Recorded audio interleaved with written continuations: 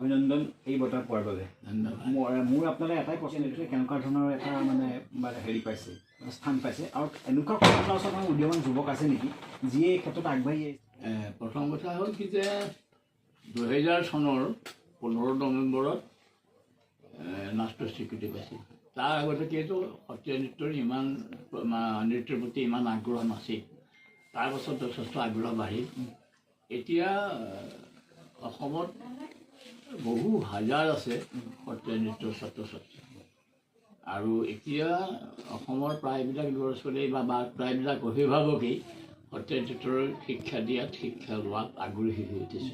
এইটো খুব শুভ লক্ষণ। আৰু দ্বিতীয় কথাটো হ'ল কি যে মই মোৰ উত্তৰাধিকাৰী বুলি ক'বলৈ এতিয়া হোৱা নাই। এনেকুৱা কোনোবা আপোনাৰ নাই নাই এনেকুৱাতো বহুত ছাত্ৰ ছাত্ৰী আছে যিবিলাকে বহুতখিনি কাম কৰিছে। গতিকে এইটো কথা এইটো নহয় যে ইহঁতৰ ওপৰতে, কিন্তু ভাড়াখাকুৰৰ পৰা ল'ৰা ছোৱালী বহুতেই আছে অসমত, বহুত ল'ৰা ছোৱালী আছে যিবিলাকে কাম কৰিছে আৰু আগবাঢ়ি যাব বুলি কৈ নিশ্চয় আশা কৰিব পাৰোঁ। কিন্তু এটাৰ নাম ল'লে নহ'ব, বহুতৰ নাম ল'ব লাগিব। বহুতখিনিয়ে কাম কৰি আছে, সকলোখিনিয়ে কাম কৰি আছে আৰু তেওঁলোকে সত্ৰীয়া নৃত্যটো আগবঢ়াই নিয়াত যথেষ্ট কাম কৰিছে। আৰু এটা কথা আছে, মোৰ ছাত্ৰ ছাত্ৰী বুলিয়ে নহয়, অসমত আৰু বহু ছাত্ৰ ছাত্ৰী আছে অন্য গুৰু, তেওঁলোকেও যথেষ্ট কাম কৰিছে। গতিকে এই যিটো উঠি অহা চাম, তেওঁলোকৰ ওপৰত মোৰ নিশ্চয় বিশ্বাস আছে আৰু মই ভাবোঁ যে তেওঁলোকৰ দ্বাৰা ভাল কামেই হ'ব আৰু সত্ৰীয়া নৃত্যটো আগবঢ়াই নিয়াত তেওঁলোকে যথেষ্ট বৰঙণি আগবঢ়াব। এটা কথা ঠিক যে অসমৰ সত্ৰীয়া নাচ স্বীকৃতি হৈছে 2000 চনত। তাৰ আগতেই আন 7টা নাচ বহুত আগবাঢ়ি গ'ল। গতিকে এতিয়া সেই নাচখিনিৰ লগ ধৰিবলৈ আমি যথেষ্ট কষ্ট কৰিব লাগিব আৰু আমি অতি আগবাঢ়ি যোৱাত যথেষ্ট ক্ষিপ্ৰ হ'ব লাগিব। গতিকে এই ক্ষেত্ৰত আমাৰ ৰজাঘৰ প্ৰজাঘৰ দুয়োটাৰে এটা প্ৰচেষ্টা লাগিব, সমন্বয় লাগিব। অকল ৰজাঘৰো কৰিব নোৱাৰিব, অকল প্ৰজাঘৰো কৰিব নোৱাৰিব।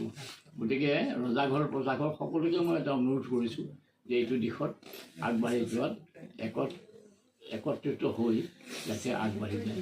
আৰু এটা কথা আছে কি, এটা সৰু কথা মই কৈছোঁ,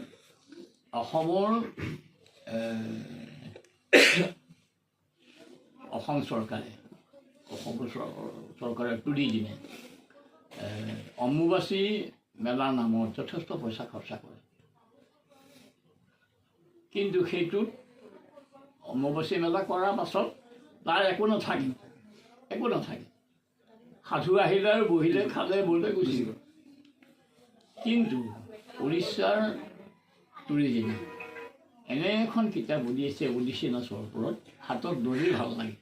আৰু সেই কিতাপখন পঢ়িলে ওডিচী নাচৰ বিষয়ে যথেষ্ট জ্ঞান হয়। ওডিচী নাচৰ এটা প্ৰতিচ্ছবি সেই কিতাপখনে দাঙি ধৰিছে। তেনেকুৱা কিছুমান কাম যদি আমাৰ চৰকাৰে কৰে তেতিয়া উঠি অহা প্ৰজন্মৰ কাৰণে বেছি সুবিধা হ'ব। আৰু অসমতে নহয়, এখন ইংৰাজীত কিতাপখন উলিয়াইছে, আমাৰ ইংৰাজীত কৰিব লাগে, কিন্তু অসমৰ বাহিৰৰ বুজি পাইছে। তেনেকুৱা যে কাম কিছুমান কৰে তেতিয়াহ'লে মই বেছি ভাল হয় বুলি ভাবোঁ। আপুনি এনেকুৱা কিছুমান ছাত্ৰ ছাত্ৰী আছে নেকি যিয়ে বিদেশৰ পৰা আপোনাৰ এই সত্ৰীয়া নৃত্যৰ বিষয়ে জানিবলৈ আপোনাৰ সৈতে ডাইৰেক্ট কণ্টেক্ট কৰিছে বা জানিবলৈ ইচ্ছা কৰিছে? তেনেকুৱা ডাইৰেক্ট বহু ষ্টুডেণ্টে বাহিৰত কাম কৰিছে। বাহিৰৰ কোনোবা আপোনাৰ জানিবলৈ যত্ন কৰিছে? তেনেকুৱা 2-এজন কেতিয়াবা আহে, এজন আহে ইণ্টাৰভিউ লৈ পেলাই গুচি যায়। কিন্তু মোৰ তেনেকুৱা ডিৰেক্ট কোনো ছাত্ৰ ছাত্ৰী নাই। আৰু কোনো বিশেষজ্ঞই জানিবলৈ সত্ৰীয়া বিষয়ে তেনেকুৱা ধৰণৰ যাত্ৰা আহে তেনেকুৱা যথেষ্ট আহে। আৰু বাহিৰৰ মানুহ বহুত আহে আৰু ভাৰতবৰ্ষৰ বিভিন্ন নৃত্যশৈলীৰ মানুহতো আহেই।